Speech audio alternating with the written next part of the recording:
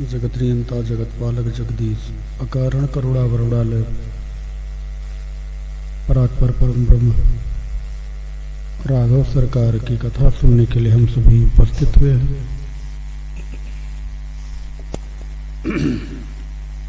रामचरितमानस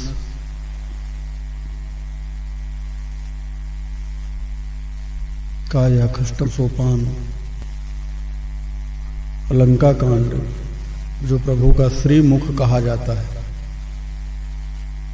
तो भगवान के मुख की वंदना वर्णन करना एक साधारण जीव के बस की बात तो है नहीं।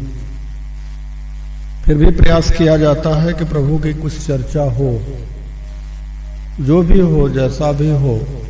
रामचरित है तो बस मधुर ही होगा ऐसा मान करके हम सभी कथा सुनते हैं और करते हैं।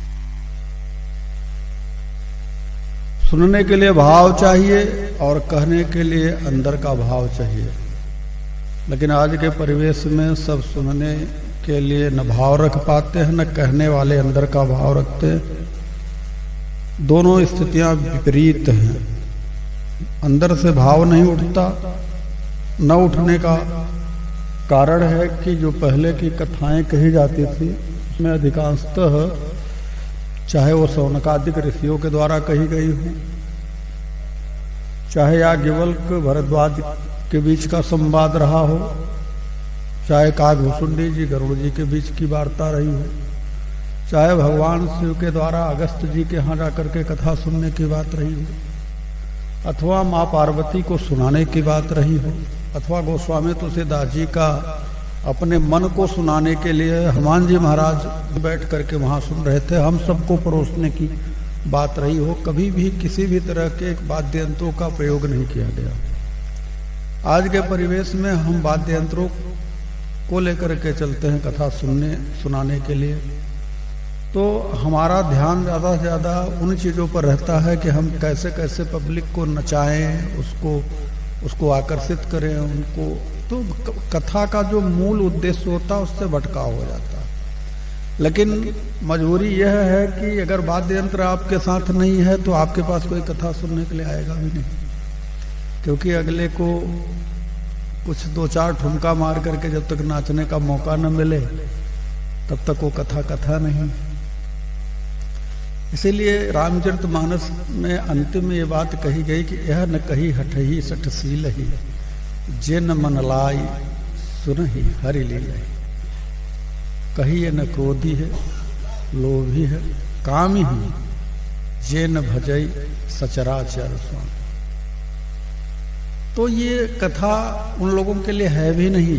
इसलिए मैंने कहा कि आप सब कथा सुनने के लिए आते हो इतना परिश्रम करके, कहां कहां से चल करके, तो मैं यही इतना कहना चाहूंगा कि आपके अंतस में अगर प्रभु के प्रति जो भाव का जागरण है वो आपके ही अपने पुण्य का फल है, नहीं तो फिर कथा सुनने के लिए किसी के पास आज के समय में समय नहीं है। प्रपंच करने के लिए दुनिया भर का समय है, कथा सुनने के लिए समय नहीं है। राम कथा वैसे भी पात्रों को सुनाई जाती है। कभी कभी मैं सोचता हूं और हंसने लगता हूं अपने मन में कि जो पात्र होते हैं वही आते भी हैं सुनने के लिए, जो अपात्र हैं वो आकर के भी चले जाएंगे। जो कथा सुनने के लिए अपात्र है मजबूरी में किसी कारणवश आ भी गए तो चले जाएंगे अथवा आएंगे नहीं, क्योंकि उन्हें राम कथा से मतलब नहीं है। और राम कथा उन्हीं के हृदय में उतरेगी जो उसके पात्र होंगे। तो कुछ चीजें ऐसी हैं व्यवहारिक जगत में देखने को मिल जाती हैं कि राम कथा के लिए लोग कहते हैं कि इतनी सारी पब्लिक है, इतने सारे लोग हैं और सब शरीर छोड़ेंगे तो कहां कहां जाएंगे। हम आपको बताएं, जिन्हें राम कथा सत्संग प्रिय है वो कहां जाएंगे, जिन्हें संसार प्रिय है वो कहां जाएंगे, जिन्हें त्रिगुणात्मकता से कोई जुड़ाव नहीं है, तमोगुणी प्रवृत्ति के हैं वो कहाँ जाएंगे? इन सब का अपना अपना पहले से ही टिकट कटा हुआ है, किसी को बताने की जरूरत नहीं है। आपका भी अपना टिकट कटा है, सबका।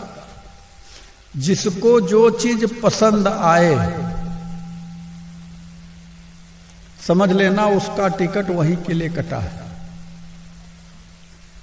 अगर ऑर्केस्ट्रा पसंद आता है तो समझ लेना, अगर गंदी चीज पसंद आती है तो समझ लेना, अच्छी चीज पसंद आती है तो समझ लेना। ये कुछ बताने की जरूरत नहीं है, खुद अपने से पूछ लो कि आपका टिकट कहाँ के लिए कटा, आपको खुद मालूम हो जाएगा। इसलिए कहा जाता है कि प्रश्न करने के लिए बाहर के व्यक्ति से कम अपने से खुद प्रश्न करने का प्रयास करो। अपने से प्रश्न करने पर जो आपको उत्तर मिलेगा बड़ा सटीक और सरल भाषा में उत्तर मिलेगा, जिसे आप खूब अच्छी तरह से समझ जाओगे। सामने वाले से प्रश्न करने पर हो सकता है कि आपको जो उत्तर मिले संतोषजनक न मिले, संतुष्टि आपको न मिल सके, आपका मन भटकता रहे। लेकिन यदि आप अपने से प्रश्न करते हो तो मेरा विश्वास है कि आप हृदय अंतर से आवाज उठेगी तो आपको जो आपका प्रश्न है वो सही उत्तर मिल जाएगा। इसलिए प्रश्न करने के लिए जो बाहर की वृत्ति है उसे छोड़ करके अंदर की यात्रा करने का प्रयास करो और रोज नियम से प्रश्न करो, क्या मैं आज पूरे दिन भर सतपथ पर रहा, कुमार्ग पर रहा, सतमार्ग पर रहा, बुरा आचरण किया, अच्छा आचरण किया? आपके हृदय से आपको उत्तर मिल जाएगा कि आपका पूरा जीवन सवेरे से लेकर के शाम तक कैसा बीता है। और उसी के अनुरूप आपको आपकी व्यवस्था में, हलन चलन में एक प्रारूप, एक विधान जिसको कह सकते हो, अथवा एक स्वभाव जिसको बोल सकते हो, बनना शुरू हो जाएगा। उसी के हिसाब से अपने स्वभाव को आप प्राप्त होने लग जाओगे। कभी कभी आपने देखा होगा कि बड़े बुजुर्ग जो हैं, वृद्ध हैं, जीवन भर अगर उन्होंने गलत कार्य किए हैं और वृद्धावस्था में उनसे कहा जाए कि भगवान का नाम लो, आपको भरोसा नहीं होगा, वो नाम नहीं ले सकते। अच्छा, लेंगे भी तो चित्त कहीं और रहेगा, मन कहीं और रहेगा, विचार कहीं और रहेगा और नाम भी लेते रहेंगे। हालांकि नाम वो ले रहे हैं तो अपने मन से नहीं ले रहे हैं, आपके दबाव से ले रहे हैं। आपने जबरदस्ती किया है उनके साथ, लेकिन आपका दबाव ही सही, आपकी जबरदस्ती ही सही उनका कल्याण करेगा। भाव कुभाव अनख आलस हूं, नाम जपत मंगल दिशि दस हूं। यह चर्चा करने का अभिप्राय मेरा इसलिए था, आज की जो कथा है रामचरितमानस की, लंका कांड की, वह एक प्रभु के आज्ञा की एक कथा है। भगवान ने अपने लोगों को निमित्त बना दिया। हमारे ठाकुर आपके अंदर के भाव को परखते हैं, वो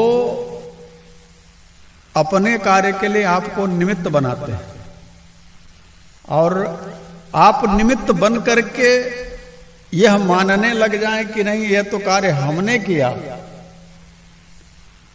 वहीं पर आपसे अपराध बन जाता है। अच्छा, अहंकार जैसे ही आएगा कि हमने किया, कि यदि आप ठाकुर जी के अपने प्रिय हो तो वहीं पर वो आपको कुछ न कुछ कड़ा दंड दे करके सुधार देंगे, मौका देंगे आपको सुधरने का। और यदि आपने गलतियों पर गलतियां करना शुरू कर दिया तब फिर वहां एक ही बात है कि होई है सोई, जो आपने रच रखा है। राम कहीं बाहर नहीं, लोग इस बात को कई बार कहते हैं, बड़े बड़े लोगों के मुंह से, छोटे छोटे लोगों के मुंह से यह चौपाई बड़ी प्रसिद्ध है। वही है सोई जो राम रच रखा, जो राम जी ने रच के रखा होगा। राम मतलब आपने जो रचा है उसी का परिणाम आपको मिलेगा। जैसा कर्म करोगे फल देगा भगवान। फल के लिए आप उत्तरदायी नहीं हो, कर्म के लिए हो। बोया पेड़ बबूल का, आम कहां से खाए। यदि आपने बबूल का पेड़ बोया है तो आम खाने को नहीं मिलेगा। इस बात का जिसे ध्यान हो जाए, जिसे विचार आ जाए कि जो हम बोएंगे वही काटेंगे, तो व्यक्ति सावधान होकर के बोएगा। कर्म की बुआई सावधान होकर के करेगा। तो इस कथा में आज के हम इसी तरह की चर्चा के साथ जुड़ेंगे। तो चर्चा के साथ जुड़ने के लिए हमने थोड़ा सा अपना भाव प्रकट किया आप सबसे कि आप लोग मन से इस कथा को श्रवण करिए। ये कथा अगर आपके अंदर उतरेगी, विश्वास के साथ मैं कहता हूं कि आपका प्रभु कल्याण करेंगे, इसमें संदेह नहीं है। तो इस कथा को सुनने के लिए पात्रता होनी चाहिए, और पात्रता प्रभु के नाम के द्वारा ही मिल सकती है। बिना प्रभु के नाम के हमारे अंदर पात्रता नहीं आ सकती। इसलिए हमें किसी भी कार्य में अगर सफलता चाहिए तो प्रभु के नाम का स्मरण हो। सफलता की गारंटी, आपको सफलता अवश्य मिलेगी। तो आइए हम सभी भी प्रभु के नाम का आश्रय लें। तत्पश्चात कथा में प्रवेश करेंगे। सच्चिदानंद रूपाय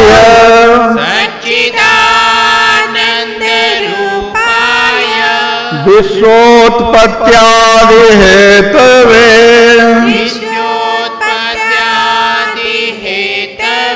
तापत्रय विनाशाय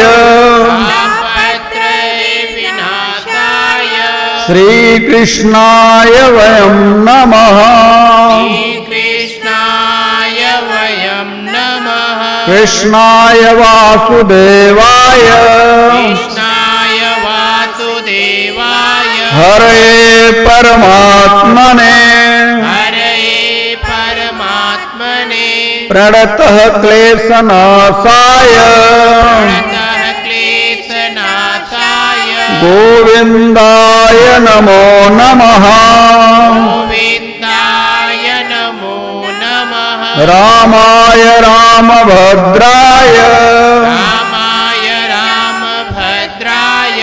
रामचंद्राय वेदसे रघुनाथाय नाथाय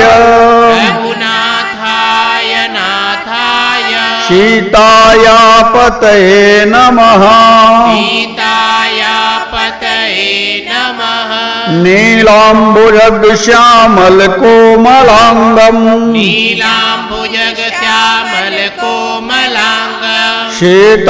सीताशमारोपित वाम भागम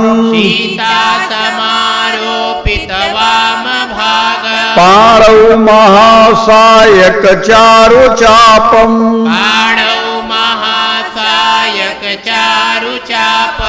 नमामि रामं रघुवंशनाथम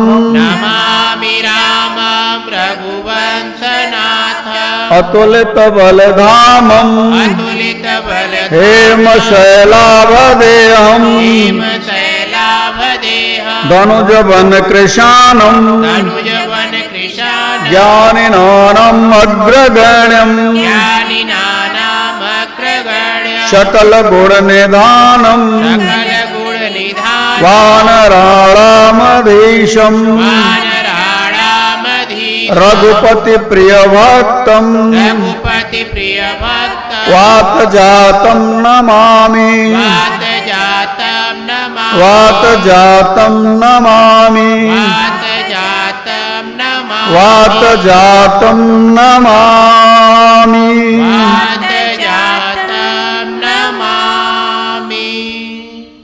हे गोविंद हे गोविंद हे मधुसूदन हे मधुसूदन हे मुरलीधर हे मुरलीधर हे राघव हे राघव हे मेरे राम हे मेरे राम मुझे अपना बना लो प्रभु मुझे अपना बना लो प्रभु मुझे अपना बना लो प्रभु मुझे अपना बना लो प्रभु मैं आपका ही हूँ प्रभु मैं आपका ही हूँ प्रभु मुझे अपना बना लो प्रभु मुझे अपना बना लो मुझे अपना बना लो प्रभु मुझे अपना बना लो हरि ओम अनंत कोटि ब्रह्मांड नायक साक्षात परिपूर्णतम परात्पर परम पुरुष पतित पावन कारण करुणावरणालय सार सब सर्वस्व निखिल निगम जगत नियंता जगत पालक जगदीश राघव सरकार श्री राम के चरणों में कोटि सह बंदन निवेदन करते हुए आइए हम सभी रामचरितमानस की दिव्य सत्संगमयी सरिता में अवगाहन करें। आज की कथा में हम सभी रामचरितमानस के कष्टम सोपान हमारे प्रभु हमारे राघव सरकार का मुख कहे जाने वाले प्रसंग से जुड़े भाव कुभाव अनख आलसहूँ नाम जपत मंगल दिस दसहूँ। हमारा भाव हो कुभाव हो यह हमारे लिए उतना मायने नहीं रखता यदि हम प्रभु के नाम से अपने आप को जोड़ दें। कुभाव से भी राम का नाम कहने पर राम का नाम लेने पर व्यक्ति के अंदर जीव के अंदर मन स्थिति में राम नाम का शब्द जो गूंजता है उससे उसके अंतःकरण में जो एक दिव्यता प्रवाहित होती है एक विद्युत तरंग प्रवाहित होती है उसको वह जीव ही महसूस कर सकता है। कहा जाता है कि जो ऐसा खाता है उसका स्वाद उसे ही मिलता है। तो नाम का जो स्वाद है वह किसी नाम लेने वाले से ही सुन सकते हैं समझ सकते हैं जान सकते हैं कि नाम का स्वाद कैसा है जो उसे खाता है। नाम खाने का अभिप्राय कि चलते फिरते उठते बैठते खाते पीते सोते जागते नहाते धोते हम हर स्थिति में प्रभु नाम के साथ में अपने आप को जोड़ दें। ऐसा जीवात्मा यदि करने लगता है तो प्रभु उसे अवसर प्रदान करते हैं अपने कार्य को कराने के लिए।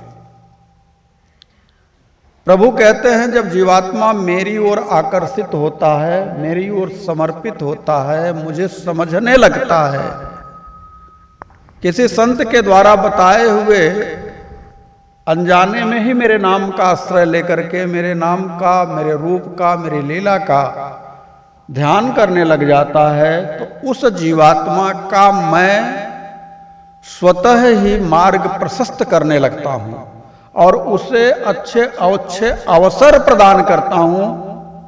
ऐसे अवसर प्रदान करता हूं कि जिससे वह मेरा कार्य कर सके। देखो एक बात बताएं, राम जी को अपने कार्य कराने के लिए कोई जरूरत नहीं है।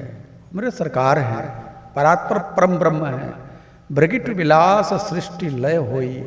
उनके तो भृगुटी के टेढ़ेपन से अनेकों ब्रह्मांडों का लय हो जाता है। वो पल भर में चाहें तो अनादि ब्रह्मा अनादि विष्णु बना करके रख दें। एक दो ब्रह्मा विष्णु की बात छोड़िए अनेकों ब्रह्मा विष्णु शंकर का निर्माण लय हमारे प्रभु के हाथ में है। इसके बावजूद भी इतना सब होने के बावजूद भी यदि हमारे सरकार हमें अपने किसी कार्य के लिए निमित्त बनाते हैं अपना बनाते हैं यह कहते हुए कि यह कार्य तुम ही से होगा तुम ही करो, तो समझ लीजिए कि वो मेरे अनंत जन्मों का सत्संग का फल है, जिससे हम राम की कृपा के पात्र बने। ये जो राम कथा आप सुन रहे हैं, यह भी उन्हीं की कृपा है कि आप यहां राम कथा सुनने के लिए आए, और नहीं तो यही सर आवत अति कठिनाई। एक नहीं, हजारों प्रकार की दिक्कत आती है। और जैसे ही ये राम कथा का समय बीत जाता है, आप अपने आप को पूरी तरह से खाली पाते हैं, आपके पास कोई काम नहीं रहता। लेकिन जैसे ही राम कथा सुनने के लिए जाना हो, वैसे ही नाना प्रकार की कठिनाई 2 दिन 4 दिन पहले से आपके सामने, आपके साथ में आने लगती है। और सबसे बड़ी विचित्र बात यह है कि सब घेर करके उसी समय आएगी, आप सोच भी नहीं पाओगे। आप एक से बच करके निकलने का प्रयास करोगे कि दूसरी आकर के खड़ी रहेगी। इसलिए गोस्वामी तुलसीदास जी को इस बात को कहना पड़ा कि यही सर आवत अति कठिनाई। अति शब्द का उपयोग किया गोस्वामी तुलसीदास जी ने। कठिनाई नहीं, बहुत बड़ी बड़ी कठिनाई आती है, लेकिन फिर भी अगर आप तटस्थ हैं, राम कथा सुनने के लिए आपके मन में भाव है, जागृति है कि नहीं, कुछ भी हो जाए, ये शरीर तो उन्हीं का है, 1 घंटे के लिए उनका शरीर उन्हीं को समर्पित हो जाए, तो मेरे जीवन में इससे बड़ा और कुछ पुण्य नहीं हो सकता, सफलता नहीं हो सकती, लाभ नहीं हो सकता। हनुमान जी महाराज के लिए गोस्वामी तुलसीदास जी कहते हैं, रामचरित सुनबे को रसिया, रसिक है।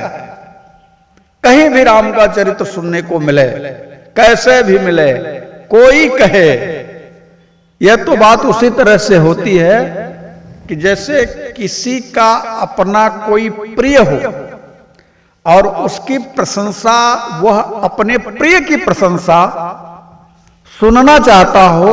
कोई भी उसके प्रिय की अगर प्रशंसा करना चाहता है या करता है, तो कान लगा करके सुनने लगता है कि मेरे अपने प्रिय की प्रशंसा की जा रही है। उसी प्रकार से हनुमान जी महाराज का जो जीवन है, वह पूर्ण रूप से अपने परमात्मा, अपने राघव सरकार के श्री चरणों के साथ जुड़ा हुआ है। परछाई की तरह प्रभु के साथ में अपने आप को जोड़ करके रखते हैं। और यही कारण है कि हनुमान चालीसा तो आप सभी प्रतिदिन सुनते होंगे, पढ़ते भी होंगे, नहाने के बाद आप भजते भी होंगे, लेकिन कभी आपने इस बात का गौर नहीं किया, सिर्फ और सिर्फ हनुमान चालीसा आप अगर ठीक से पढ़ें तो आपके जीवन की जितनी भी जरूरतें हैं, उन समस्त जरूरतों की पूर्ति करता है। आप कहेंगे वो क्या पूर्ति करेगा? तो मैं आपको बताऊं कि यदि आपको शारीरिक कष्ट है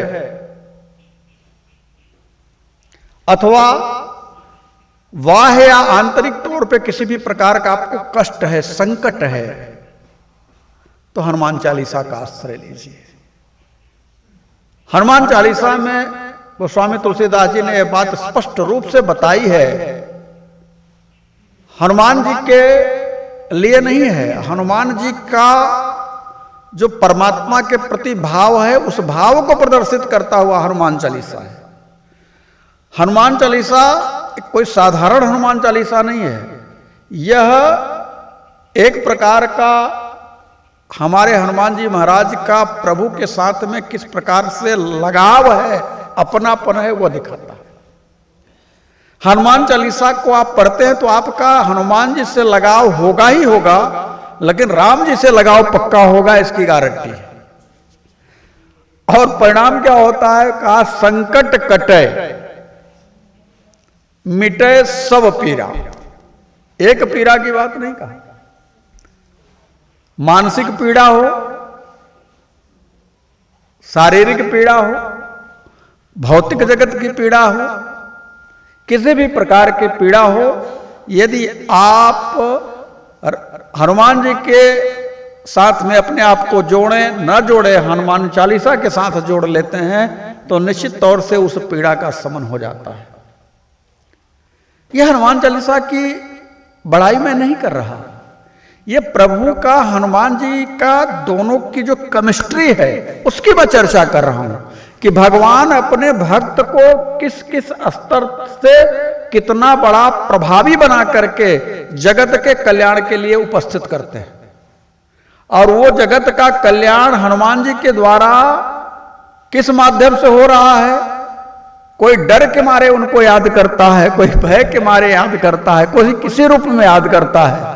और यदि वह याद करता है, हनुमान चालीसा ही कहता है, तो किसी न किसी रूप में मेरे राम से जुड़ता है।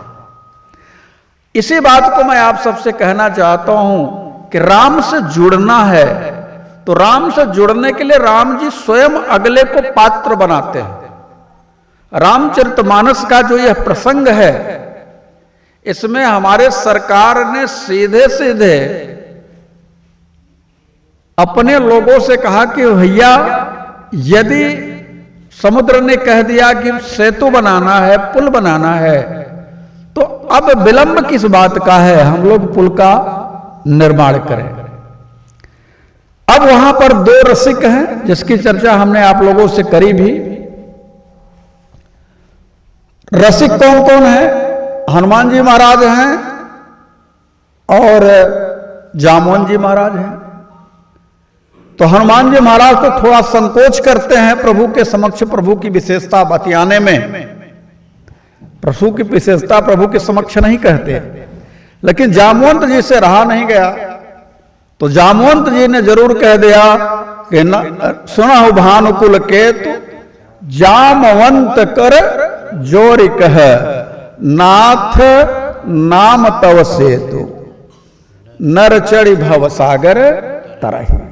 हे प्रभु, आपका नाम ही तो सेतु है जिस पर चढ़ करके जीवात्मा इस संसार सागर से पार हो सकता है। इसकी चर्चा हमने पिछली कथा में आप सबसे करी। यह सब जब चर्चा हुई, अब मैं सोच रहा हूं अपने मन में कि थोड़ा रामचरितमानस का जो सोपान है 100 कुछ दोहे का है, तो थोड़ा थोड़ा दो चार करके बढ़ता जाऊं। चौपाइयों पर चलूंगा तो फिर सालों लग जाएंगे। तो हनुमान जी महाराज ने भी प्रभु की बात कही, कुछ चर्चा करी। जामवन जी महाराज ने भी बहुत सारी चर्चाएं करी। फिर जामवंत ने बुला करके नल और नील को बताया कि भैया देखो, आप लोगों को जब आप बालक थे तो किसी ऋषि के द्वारा श्राप दिया गया था, तो वह श्राप आज आपका फलीभूत हो रहा है और आशीर्वाद के रूप में फलीभूत हो रहा है। श्राप क्या था कि नल और नील छोटे बालक थे, बंदर का स्वभाव, बंदर तो थे ही, किसी ऋषि के आश्रम के अगल बगल रहते थे और ऋषि भी उनको बहुत प्यार करते थे। लेकिन इनका स्वभाव था बंदर का, ये क्या काम करें कि ठाकुर जी को शालिग्राम को ले जाकर के नदी में पास में फेंक दिया करें।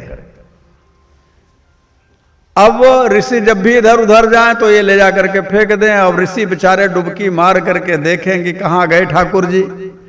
कई बार डुबकी मारे तो निकालें, ठंडी का महीना और ज्यादा ठंडी लगती थी, तो ऋषि जो थे तो उनको लगा कि हम बच्चों पर क्रोध तो कर नहीं सकते क्योंकि हमारे प्रिय हैं, भले ही जाति के बंदर हैं लेकिन प्रिय हैं और इनका तो स्वभाव है, तो क्यों ना हो कि हम इनको ऐसा श्राप दें कि हमारा भी काम बन जाए और बच्चों को भी कोई कष्ट ना हो।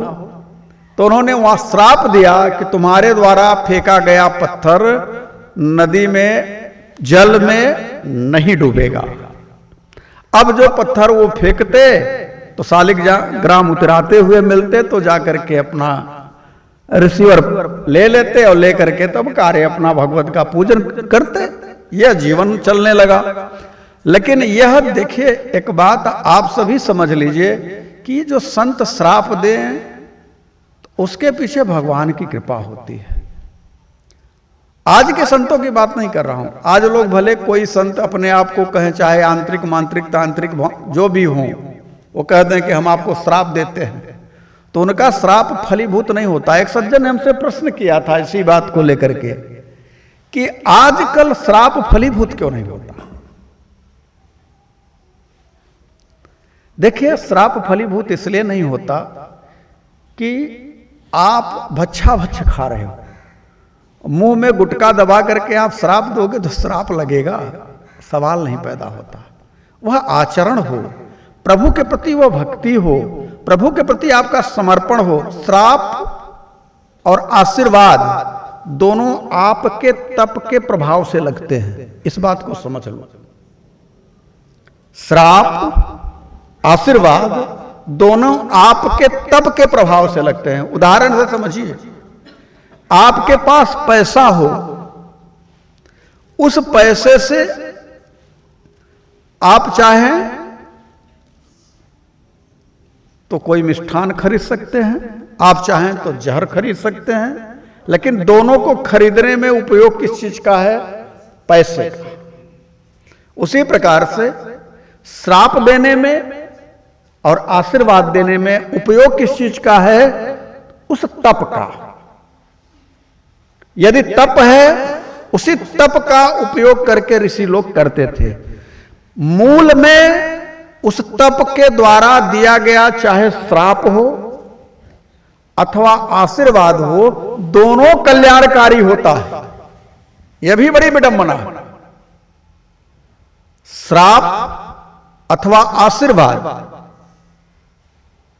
अब जैसे अहिल्या ने अपने पति के लिए कहा कि मुनि साप जो दीना अति भल कीना,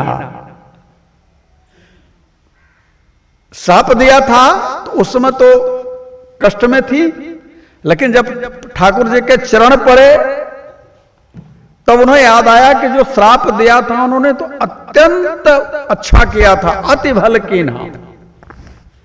तो जितने भी भागवत में तो बहुत सारी कथाएं आती हैं, समय मिलेगा तो चर्चा होगी कि जितने भी श्राप भागवत में चर्चाओं में देखे गए हैं अथवा मानस में भी देखे गए हैं, इन सभी के पीछे यदि आप देखेंगे तो अगले जीवात्मा का कल्याण ही हुआ है। जैसे देवल नाम के एक ऋषि थे, भागवत की कथा है। नदी में तालाब में कहीं खड़े होकर के भगवान सूर्य को अर्घ दे रहे थे। तब तक एक गंधर्व जो हुहू नाम का था,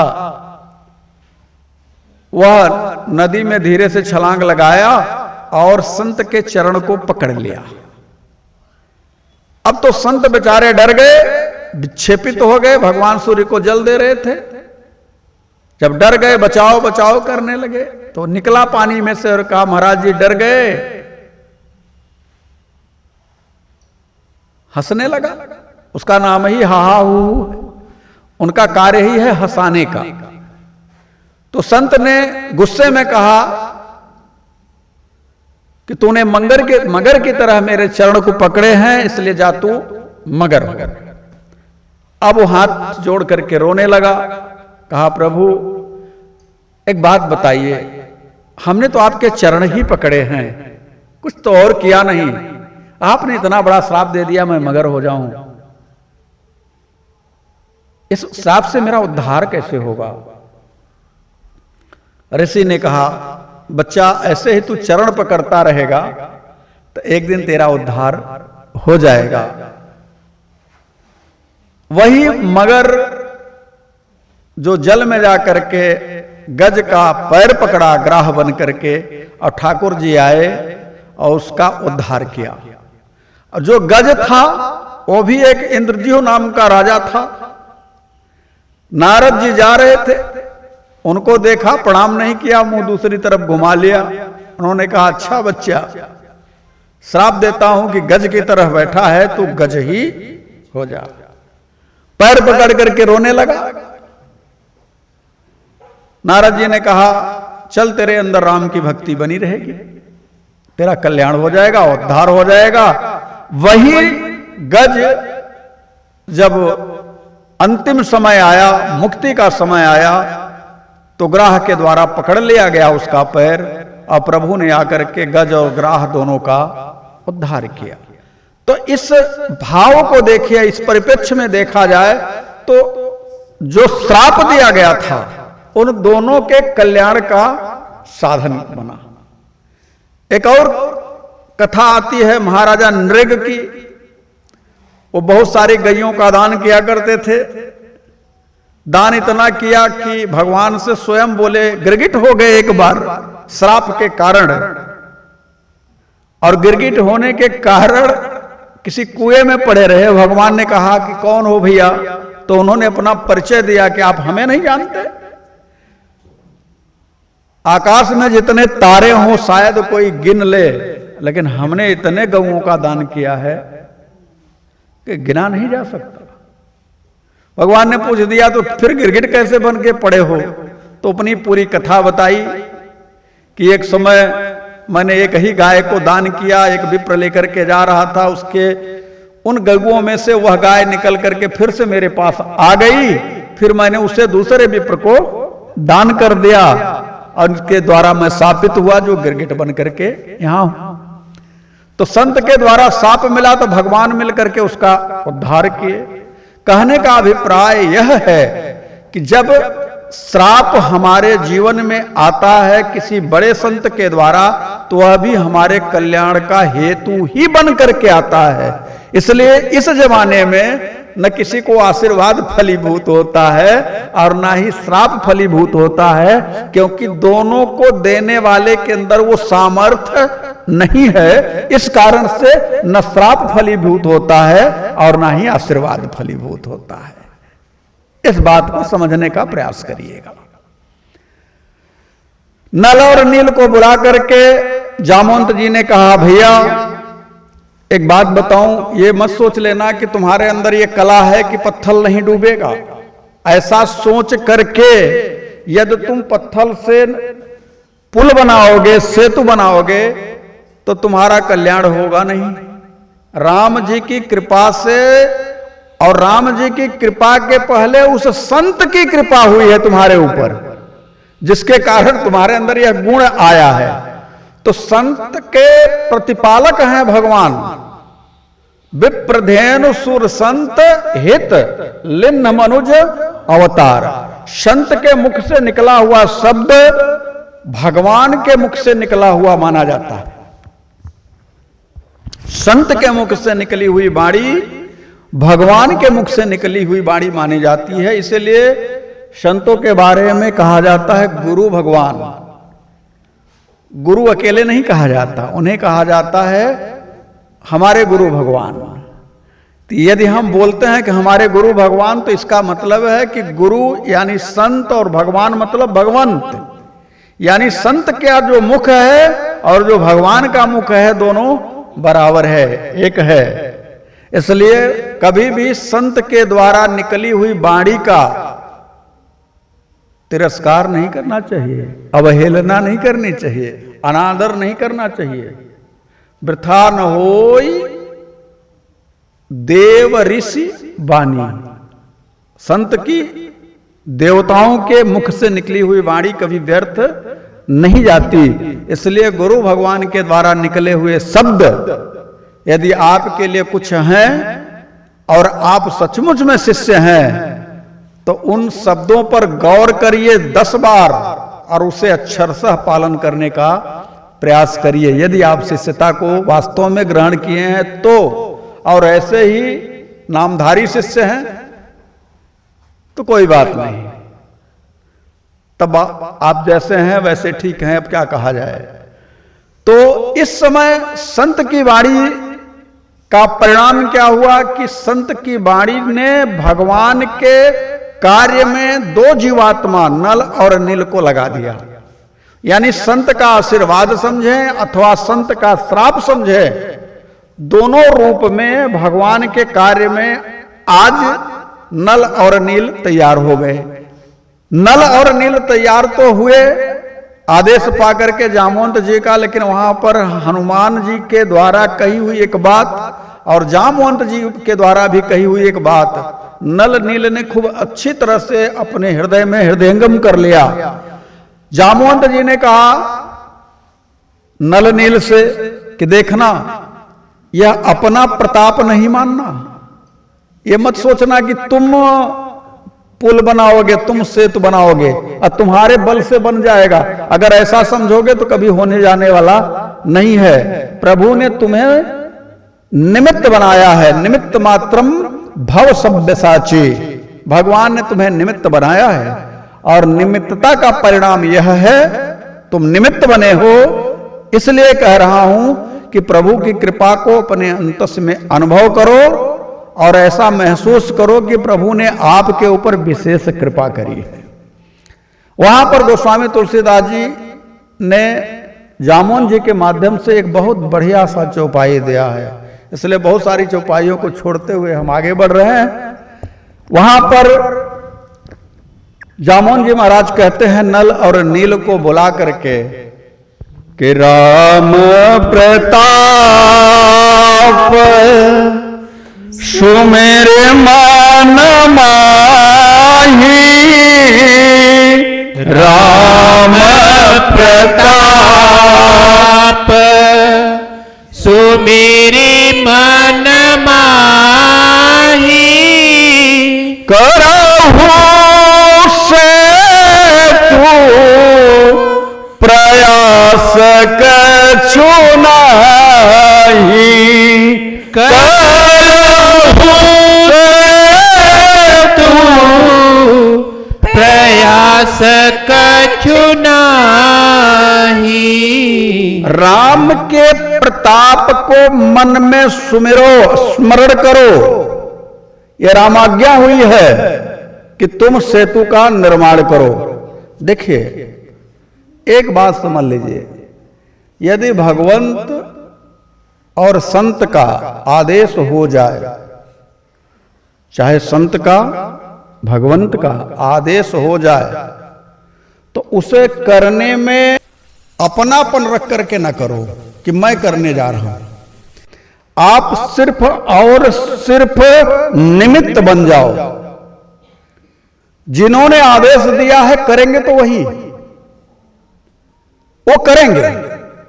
आपको उन्होंने बढ़ाई दिया, आपको उन्होंने मान दिया, इस कारण से आप सिर्फ और सिर्फ करने के लिए जाओ, कर्ता बन करके मत जाओ। एक उदाहरण से समझिए, राजा दशरथ जब विश्वामित्र आए तो पुत्रों को देना नहीं चाह रहे थे, राम लक्ष्मण को देना नहीं चाह रहे थे। लेकिन जब वशिष्ठ जी ने यह कहा कि यह अवसर आपके पास आया है कि आपकी कीर्ति फैलेगी, विश्व में ब्रह्मांड में आपकी कीर्ति फैलेगी और आपके जीवन में कुछ नया घटित होगा, इसलिए आप राम के कार्य के लिए इस भाव को, अपने अपनेपन को रोक करके राम के कार्य के लिए अपने आप को तत्पर कर दो और पुत्रों को विश्वामित्र जी को सौंप दो। अब विश्वामित्र जी को सौंपने की बारी जब आई तो अपने गुरु के आदेश पर, यानी वशिष्ठ जी के आदेश पर तभी कभी विचार नहीं किया कि हमें इसमें हानि होगी कि लाभ होगा, अच्छा होगा कि बुरा होगा। गुरु आदेश तो आदेश, और अपने पुत्रों को, प्राण से प्रिय पुत्रों को सौंप दिया। एक प्रसंग। दूसरा प्रसंग, यह भाव राजा दशरथ तक सीमित नहीं है। ठाकुर जी हमारे जब जनकपुर में गए और नाना प्रकार के वहां प्रत्यक्ष अप्रत्यक्ष रूप से विद्यमान देवी देवताओं तक की व्यवस्था थी, सारे लोग थे, यक्ष रक्ष गंधर्व सभी जुटे हुए थे, राक्षस भी थे, मनुष्य भी थे, युद्ध का माहौल जैसा बन गया था। उस परिक्षेत्र में वार्तालाप इसी तरह के हो रहे थे कि हमारे से जैसा कोई बड़ा नहीं है। धनुष तोड़ने की बात आई, सब लोगों ने अपना अपना बल आजमाया, लेकिन कोई उसे हिला तक नहीं सका। हमारे ठाकुर जी सहज भाव से बैठे हैं। सब कुछ हो गया, जनक जी संताप करने लगे, लक्ष्मण जी क्रोधित हुए, यह कथा आप सब जानते हैं। लेकिन गुरु आदेश एक होता है ठाकुर जी को। अब जैसे ही गुरु आदेश होता है कि उठहु राम भंजहु भव चापा, उठहु राम भंजहु भव चापा, मेटहु तात जनक परितापा, मेटहु तात जनक परितापा। सीधे सीधे आदेश हुआ कि उठहु राम, राम उठिए और इस भव चाप का भंजन करिए। अब ठाकुर जी हमारे उठे। अब ठाकुर जी के उठने की स्थिति को देखिए कि गुरु आज्ञा कैसे माननी चाहिए। सुनु गुरु बचन चरण सिरुनावा, सुने गुरु चरण चरण सिर नावा, हरस विषाद न कछु उरयावा, हरस विषाद न कछु उर आवा। ठाकुर जी उठते हैं, मन में किसी भी प्रकार के धनुष तोड़ दूंगा इसका हर्ष नहीं है, नहीं टूटेगा, विषाद भी नहीं है। हमें तो गुरु आज्ञा का पालन करना है। आप लोगों से भी मैं यही कहता हूं, अपने आप को राम को सौंप दो और राम को सौंप करके अपने जीवन का कार्य करो। आपके जीवन में जो भी हो, जैसी भी स्थिति हो, इस स्थिति को समझो।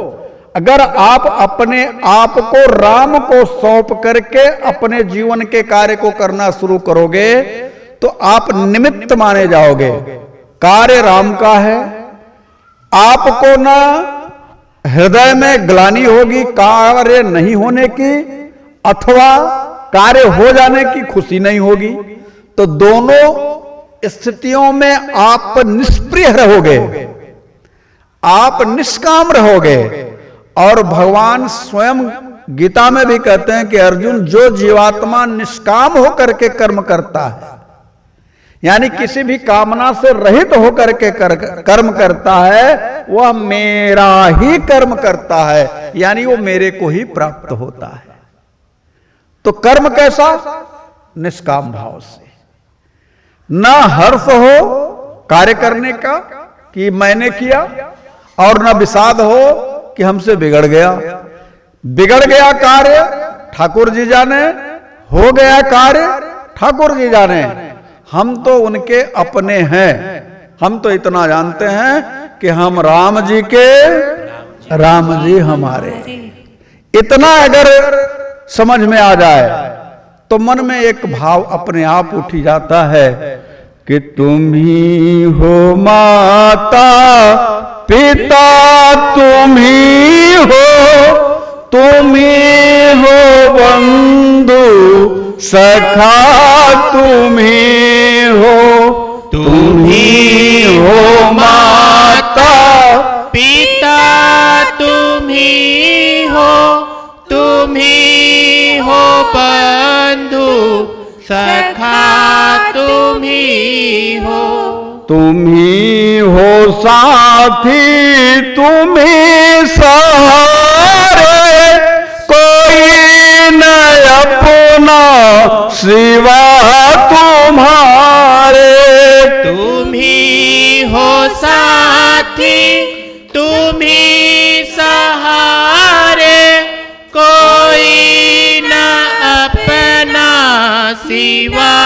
तुम्हारे दया की दृष्टि सदा ही रखना, कृपा की दृष्टि सदा ही रखना। तुम ही हो बंधु सखा, तुम ही हो दया की दृष्टि सदा ही रखना, कृपा की दृष्टि सदा ही रखना। तुम ही हो बंधु सखा, तुम ही हो। जो खिल सके ना वो फूल है, हम तुम्हारे चरणों की धूल है। हम जो खिल सके ना वो फूल है, हम तुम्हारी चरणों के धूल है। हम तुम ही हो नैया, तुम ही खेवैया, तुम ही हो नैया, तुम ही खेवैया, तुम ही हो बंधु सखा, तुम ही हो, तुम ही हो माता पिता, तुम ही हो, तुम ही हो बंधु सखा। तुम ही। हमारा मन, हमारा तन, हमारा जीवन सिर्फ और सिर्फ राम का हो जाए, निमित्त मात्र बन जाओ। आपके जीवन में अगर इस तरह का भाव आ गया तो आपके द्वारा किया गया कार्य लौकिक नहीं अलौकिक होने लग जाएगा। इसलिए हमारे जामवंत जी महाराज ने नल नील को बुला करके कहा कि राम प्रताप सुमिरि मन माही। ये राम का प्रताप है, इसमें तुम्हारा कुछ लेना देना नहीं है, ऐसा मन में भाव रख करके चलना। और यदि इससे तुम इतर हुए तो समझ लेना ये कार्य तुम्हारे हाथ से निकल जाएगा, इसका यश तुम्हारे हाथ से निकल जाएगा। और फिर आगे कहा कि राम चरण पंकज उर धरऊ, राम चरण पंकज उर धरऊ, कौतुक एक भालु कपि करहु, कौतुक एक भालु कपि करहु। ठाकुर जी के चरणों का ध्यान करके अपने जीवन के कार्य को करने वाला व्यक्ति नल नील के जैसी स्थिति का होता है। नल नील का मतलब हमने आप सबको पिछली बार की कथा में सुनाया है। नल कौन है, नील कौन है? ज्ञान और वैराग्य नल नील है। आपका कर्म, आपके द्वारा किया जाने वाला कर्म यदि ज्ञान और वैराग्य से युक्त हो, ज्ञान वैराग्य का मतलब जब आपके जीवन में वैराग्य आ जाएगा तो आपकी आसक्ति किसी कार्य से नहीं होगी। आप ज्ञान को अभिभूत हो जाएंगे, प्राप्त हो जाएंगे, आपको ज्ञान मिल जाएगा, ज्ञान की प्राप्ति हो जाएगी। तब भी आपके मन में यह भाव आ जाएगा कि ये सब दुनिया का जो भी बखेड़ा है ये मेरा नहीं है, मेरे ठाकुर जी का है, मैं तो एक निमित्त मात्र हूं। तो ऐसा जब ज्ञान और वैराग्य की दृष्टि के हो जाने के बाद जो कर्म किया जाएगा वह राम का कर्म होता है, आपका कर्म नहीं रहता है। इसी बात को जामवंत जी कहते हैं कि राम चरण पंकज उर धरहूं, ठाकुर जी के चरण का ध्यान करो और कौतुक एक भालु कपि करहूं। आप लोग खेल खेल में इस पुल का निर्माण कर दोगे कौतुक करते हुए, और हुआ भी वही कि ठाकुर जी का चरण जितने और वानर समुदाय के लोग हैं, भालू समुदाय के लोग हैं, सभी ने जामवंत की बात मानी। जामवंत बहुत वृद्ध हैं, जामवंत एक संत की स्थिति में हैं, उनकी बात को मानी और ठाकुर जी के चरण का चिंतन करते हुए दौड़ दौड़ करके सभी लोगों ने पहाड़ पत्थर पेड़ों को उखाड़ उखाड़ करके लाना शुरू किया और कौतुक करने का मतलब कि गेंद की तरह उठा करके नल नील को देने लगे और छू करके वो पुल का निर्माण, सेतु का निर्माण करने लग गए। निर्माण तो होने लगा भैया। अब पत्थर आए तो तरासे तो उतने जा नहीं रहे, छिन्नी हथौड़ी तो हो नहीं, तो पत्थर रखे जा रहे हैं, तो उसमें कहीं न कहीं नोकीला स्वभाव है पत्थर का। तो उसमें एक कथा आती है कि एक गिलहरी देखी, उसने देखा कि हमारे सरकार के जो चरण कमल हैं बड़े कोमल हैं और इस पर से हमारे सरकार चढ़ करके जाएंगे तो उनके चरण कमल में ये नोकीला पत्थर चुभेगा, तो हमें क्या करना चाहिए। तो उसने क्या किया कि समुद्र में जाकर छलांग लगाई और फिर रेत में आकर के बालू लपेटा अपने रोए में और लपेट करके आई और पुल पर गिराने लगी, झाड़ने लग गई। अब एक बार की बात हो तो देखा जाए, ठाकुर जी दूर से देख रहे हैं, 10 बार समुद्र में कूद रही है और अपने शरीर में बालू लपेट करके आती है और झाड़ती है। ठाकुर जी ने हनुमान जी को बुलाया, अरे भैया जरा देखो वो क्या कर रही है, उसको बुलाओ। हनुमान जी गए, गिलहरी से बोले क्या कर रही है तू। हनुमान जी को गिलहरी ने देखा, कहा मेरे पास तुम्हारे प्रश्न का जवाब देने की फुर्सत नहीं है, मैं काम कर रही हूं, मैं राम का सेतु बना रही हूं, कोई साधारण सा काम है क्या ये।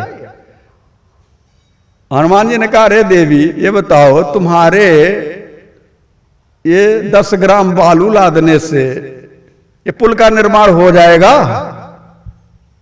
गिलहरी ने बड़ा सुंदर जवाब दिया, मैं जानती हूं कि मुझसे नहीं होगा, मैं जानती हूं कि मैं पुल का निर्माण नहीं कर पाऊंगी, लेकिन जब पुल निर्माण में किसी का नाम आएगा तो उसमें मेरा भी योगदान लिखा जाएगा कि मैंने भी अपनी क्षमता के अनुसार उस पुल में अपना योगदान दिया है। मैं भी तो वही कहता हूं। आप ये क्यों सोचते हैं कि आपसे राम का काज नहीं होगा। अरे राम का काज होने के लिए राम जी स्वयं में सामर्थ्यवान हैं। आप तो सिर्फ अपने एफर्ट्स लगाओ, अपना जितना हो सकता अपना एफर्ट लगाओ, आपसे जो बन पाता है आप करो। राम जी के कार्य में अपने आप को खड़े तो कर जाओ, अपने आप को तैयार तो कर लो। आप ये क्यों कह करके एक अलग किनारे हो जाते हैं कि हमसे नहीं हो पाएगा। मैं तो कहता हूं कि किसी ने कहा था, जामवंत ने हनुमान जी के लिए कहा था कि राम काज लगी तब अवतारा, तो उस समय हनुमान जी सुनता ही भयऊ पर्वताकारा। मैं प्रतिदिन कहता हूं कि राम के कार्य के लिए आप सब अपने जीवन को लेकर के इस धराधाम पर आए हो, लेकिन पर्वताकार कौन कहे आपको।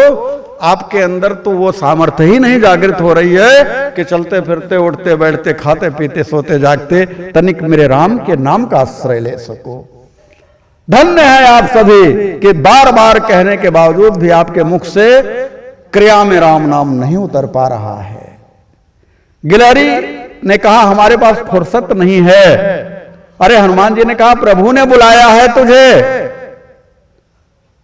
गिलहरी ने जवाब दिया राम जी नहीं, राम जी के बाप आए तब भी हम जाने वाले नहीं हैं, वो भी बुलाएं तब भी नहीं जाने वाले हैं, क्योंकि मेरे पास फुर्सत नहीं है। हनुमान जी जाकर के बोले तो आपके पिताजी तक पहुंच गई, दशरथ जी तक पहुंच गई। राम जी ने कहा तब तो उसे अवश्य लेकर के आओ, जो मेरे पिता का नाम लेकर के मुझे जानती है उसे अवश्य मेरे पास लेकर के आओ।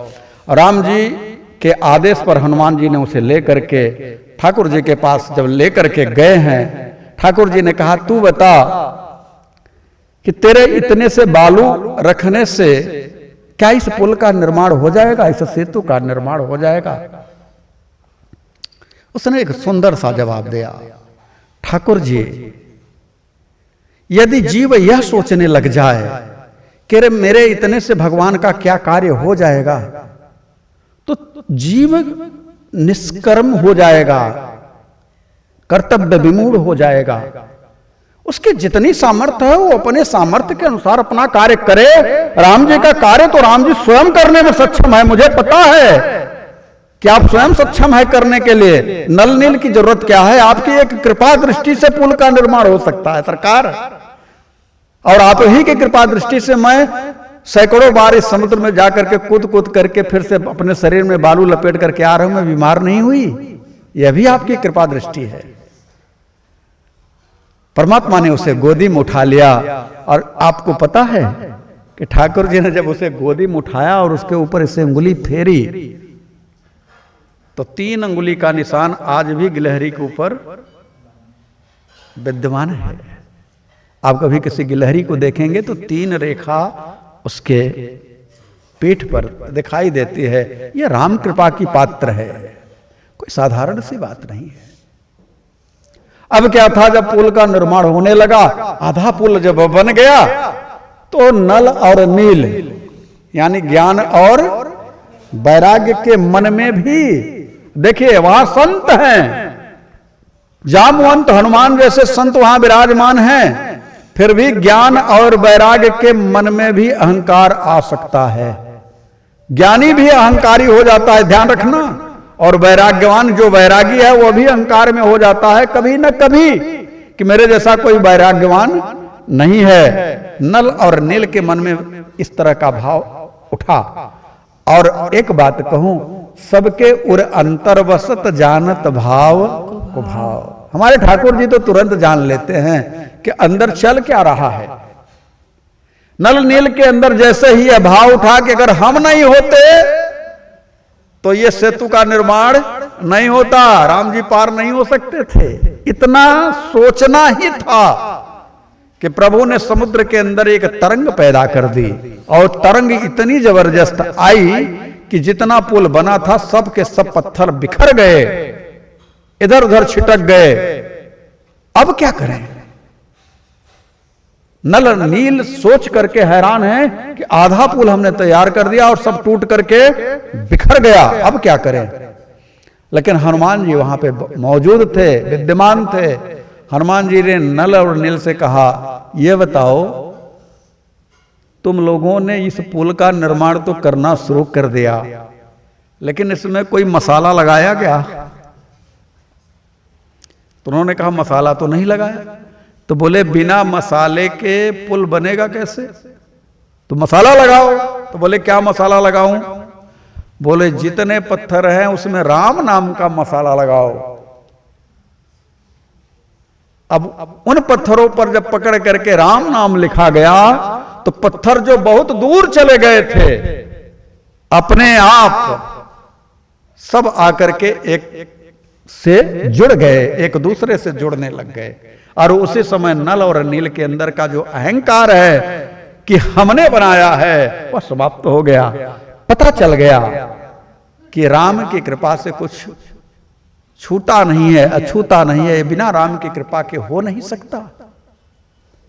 ऐसा भाव आपके अंदर भी आ सकता है कि मैं तो बहुत पूजा करता हूं, मैं न पूजा करूं तो ठाकुर जी की पूजा कौन करे, मैंने ठाकुर जी के नहलाऊं तो ठाकुर जी को नहलाए कौन? घर में ही होता है, हमने देखा है। अगर कोई मंदिर है तो एक नहीं जाते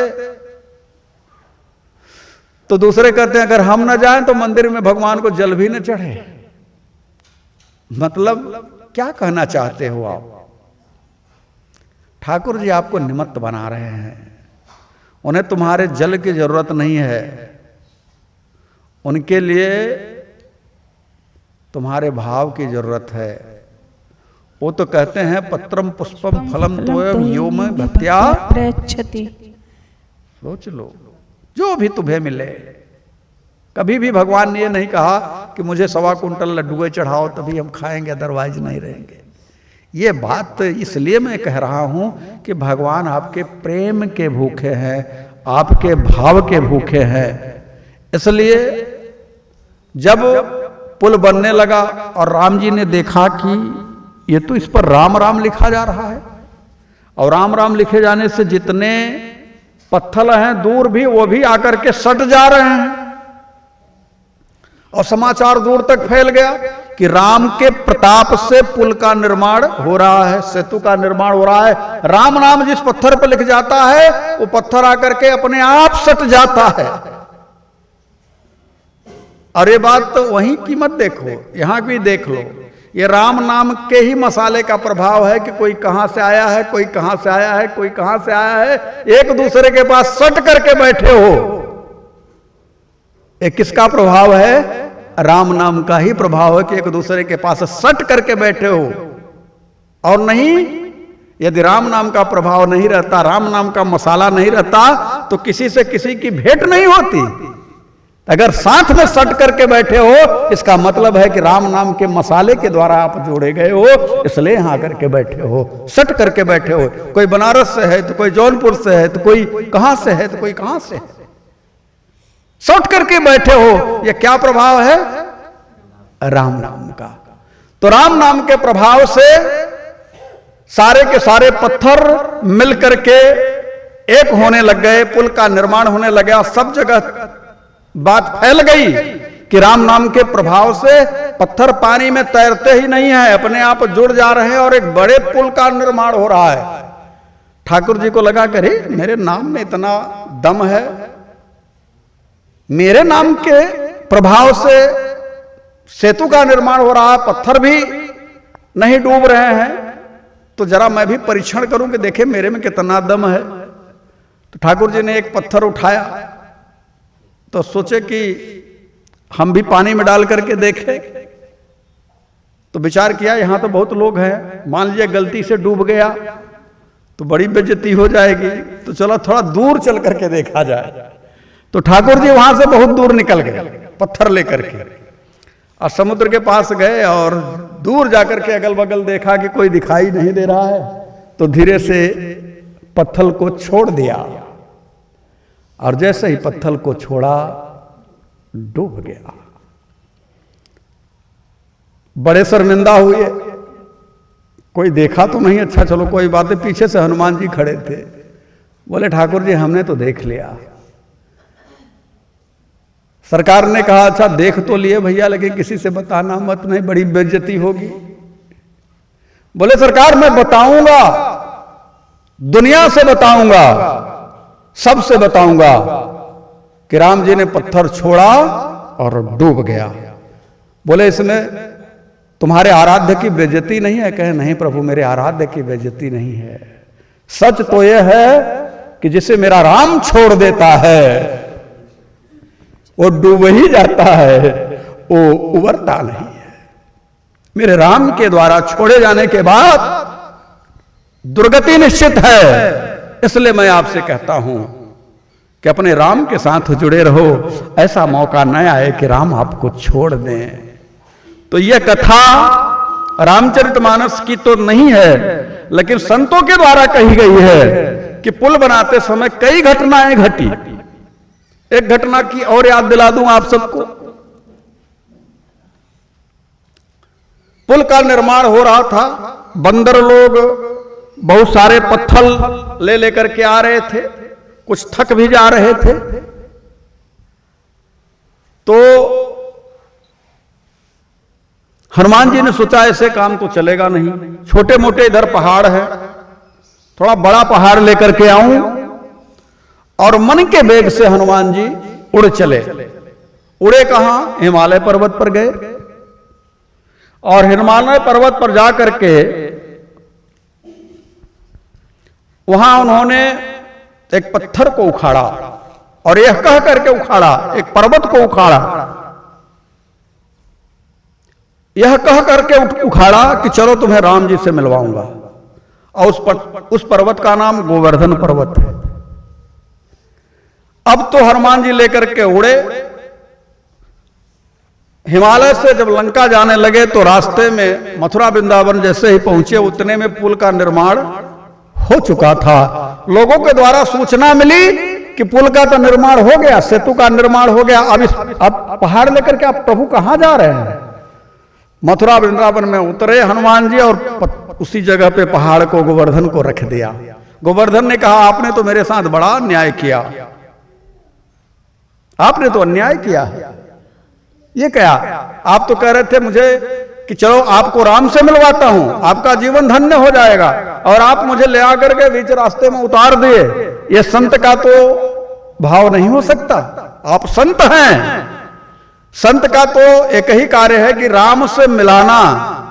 और आपके बारे में तो कहा जाता है कि तुम उपकार सुग्रीव ही कीना, तुम उपकार सुग्रीव ही कीना, राम मिलाय राज पर दीना, राम मिलाय राज पद दीन्हा।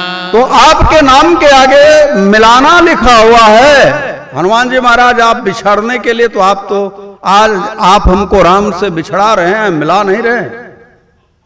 हनुमान जी ने कहा गलती तो हो गई। तो बोले हम कुछ नहीं जानते, हमें राम से मिलाइए। अब हम फिर से क्या मुंह लेकर के हिमालय पास जाएंगे? वहां से तो हम यह कह करके चले थे कि हम राम से मिलने के लिए जा रहे हैं। हिमालय ने रोकने का प्रयास भी किया, लेकिन हमने कहा नहीं, मैं हनुमान जी के साथ जा रहा हूं, भगवान के परम भक्त के साथ में जा रहा हूं, तो मेरा राम जी से मिलना तय है। और आज तो मुझे आप बीच रास्ते में छोड़ रहे हैं, न तो मैं इधर का हुआ न तो मैं उधर का हुआ। हनुमान जी ने कहा बंधु आप यहीं रुकिए, मैं पहले ठाकुर जी से मिल करके आऊं और उनसे पूछ लूं कि आपका क्या करना है।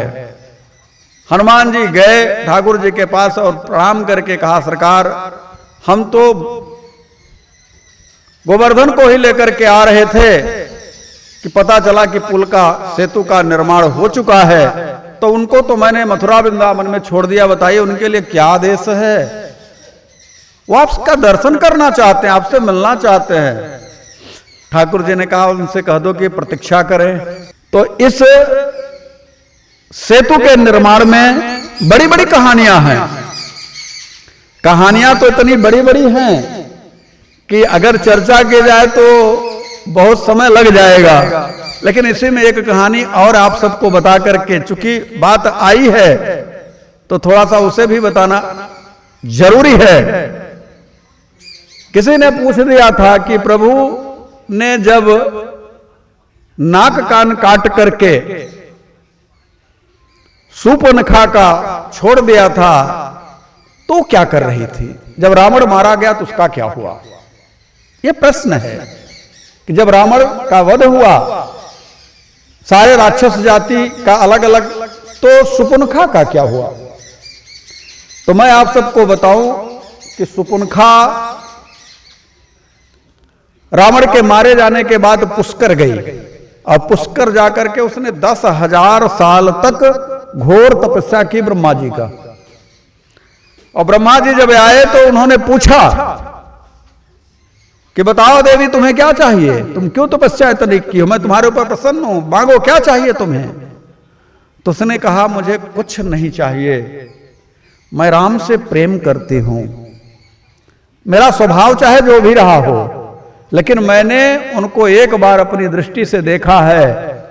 उन्हें भले ही हमने यह कह करके कि तुम सम पुरुष न मोसम नारी, यह संजोग विधि रचा बिचारी, भले हमने कहा, झूठ बोला हमने, लेकिन सच में बताऊं तो मैं हृदय से उनसे प्रेम करती हूं, मैं उन्हीं को चाहती हूं और मुझे कुछ नहीं चाहिए। अर्थ चाहिए न मोक्ष काम चाहिए, कौशल्या कुमार हमें राम चाहिए। ब्रह्मा जी ने कहा देवी ठाकुर जी इस अवतार में आए हैं एक पत्नी व्रत लेकर के, इसलिए ऐसा संभव नहीं है। हां, कृष्णा अवतार में आपकी मनोकामना को पूर्ण करेंगे। आप कृष्णा अवतार तक प्रतीक्षा करना, आपका शरीर छूटेगा, आपको अपराध के कारण, जो आपने अपराध किया था उसके कारण आपको सजा भी मिलेगी, और उस सजा में आप कुरूप होंगी, और भगवान ही आपको मिलेंगे, आपसे प्रेम भी करेंगे, और आपको कुरूप से आपको स्वरूपवान बना देंगे। वही सूपनखा कुब्जा बन करके कंस की दासी बन करके हुई, जो चंदन का लेप लेकर के जा रही थी। ठाकुर जी ने उसे मुस्कुरा करके बुलाया, हे सुंदरी तनिक इधर भी देखो। वो कुब्जा जब उनकी तरफ मुंह करके देखती है, कुरूप है, तो व्यंगात्मक शब्द में रोने लगी और कहने लगी, सुना है कि आप तो गोविंद हैं, सुना है कि आप तो जगत नियंता जगत पालक जगदीश हैं। अरे लोग, दुनिया के लोग तो मुझे व्यंग भरे शब्दों से बोला ही करते हैं, मुझे कुरूप कह करके चिढ़ाते ही हैं, मेरे को अनाप शनाप बकते ही रहते हैं। लेकिन ठाकुर जी आपने बक दिया, आपने बोल दिया, इससे ऐसा लगता है कि मेरे जीवन का अब कोई लक्ष्य नहीं रहा। मैं सचमुच में कुरूप हूं। बनाया किसने ठाकुर जी? आप ही ने तो। भगवान ने कहा, देवी मैंने तुझे सुंदरी कह करके बुलाया है तो बुलाया है, और तुम सुंदरी हो भी। और इतना कह करके सरकार ने उसके पैर पर एक अपना पैर रखा और गले के पास में ठुंडी पर हाथ लगाया और धीरे से झटका दिया। वह जो कुरूपा थी, जो कुब्जा थी, वह दिव्य सुंदरी के रूप में परिणित हो गई। प्रभु ने उसका आलिंगन किया, उससे गंधराज लगवाया, लेपन किया उसने प्रभु के शरीर पर गंध का, और प्रभु के स्पर्श को पाकर के वह धन्य हो गई। उसने अपने पूर्व जन्म की जो बात थी वो तो भूल गई थी, लेकिन उसे इतना तो जरूर हुआ कि ब्रह्मा जी का आशीर्वाद उसे समझ में आ गया कि ब्रह्मा जी के आशीर्वाद से आज ठाकुर जी का मैं आलिंगन कर पाई। तो कथाएं तो बहुत हैं, यह कथा गर्ग संहिता की है। आप कभी जब गर्ग संहिता उठा करके पढ़ेंगे, पढ़ने का अवसर मिलेगा तो आप पढ़िएगा। कभी कभी मैं इस तरह की चीजों को पढ़ता रहता हूं, तो पढ़ने पर जो चीजें निकल करके आती है तो हृदय अभिभूत हो जाता है कि ठाकुर जी से चाहे कोई कैसे भी प्यार करे, कपट पूर्वक करे या प्रेम पूर्वक करे, चाहे उसके मन में जो हो, उससे ठाकुर जी से कोई मतलब नहीं है। ठाकुर जी से बस इतना ही मतलब है कि अगले का भाव कैसा है। ठाकुर जी हमारे जब पूतना जैसी स्त्री को धात्रोचित गति प्रदान कर सकते हैं, तो हम आप तो भगवान के नाम का नित्य निरंतर जाप करते हैं, चिंतन करते हैं, तो निश्चित तौर से प्रभु हमारी भी सुध लेंगे, हमारा भी ख्याल अवश्य रखेंगे। इतना पूरा विश्वास है। बस इतना है कि हम अपने आप को जाने और ठाकुर जी के सामने प्रत्यक्ष रूप से कहें कि सरकार मूसम दीन दीन हित तुम समान रघुवीर अस विचारी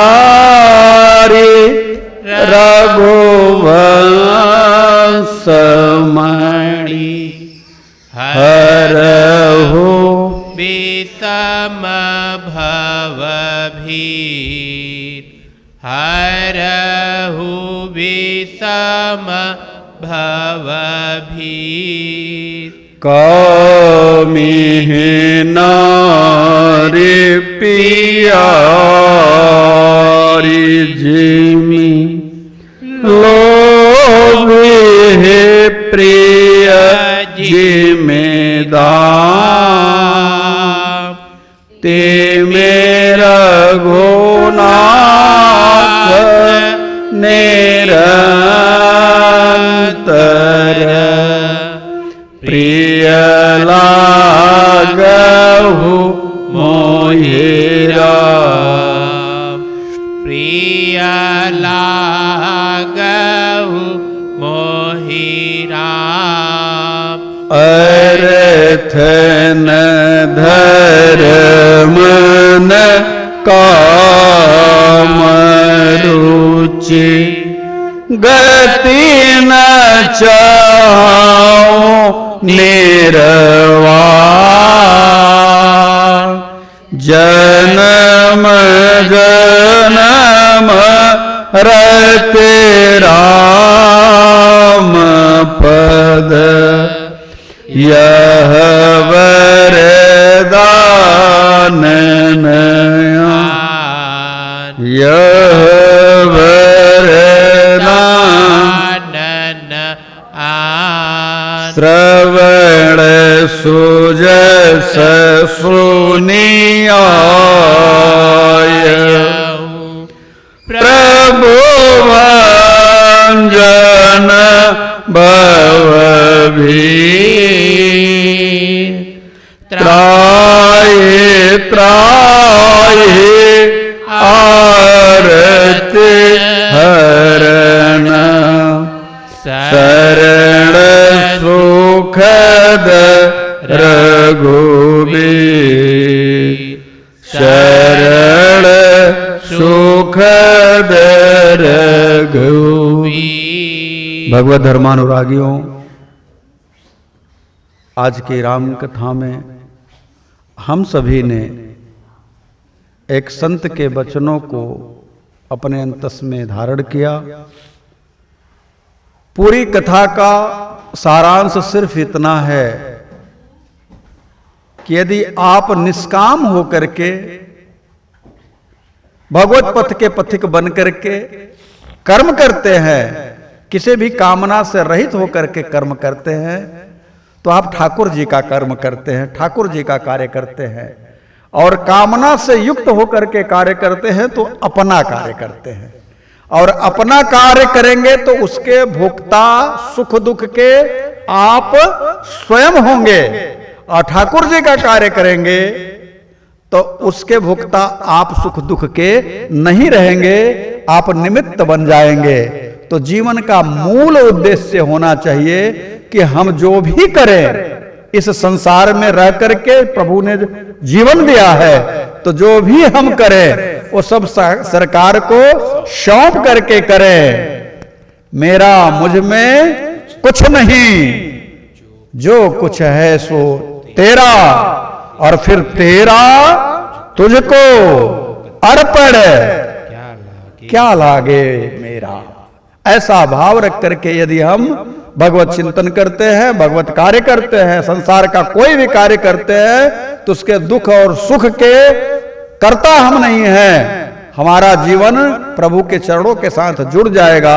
इसलिए चलते फिरते उठते बैठते खाते पीते सोते जागते नहाते धोते यदि आप किसी भी कार्य में नाम जोड़ लेते हैं, प्रभु के नाम का आश्रय लेते हैं, तो वह कार्य प्रभु का हो जाता है, आपका नहीं रहता। इसलिए उसका फल आपको भोगने में नहीं आएगा। लेकिन ध्यान रखें, जब आप प्रभु के होकर के कार्य करें तो ऐसा आपके साथ में कोई कार्य ना बने जो कि प्रभु के लायक ना हो।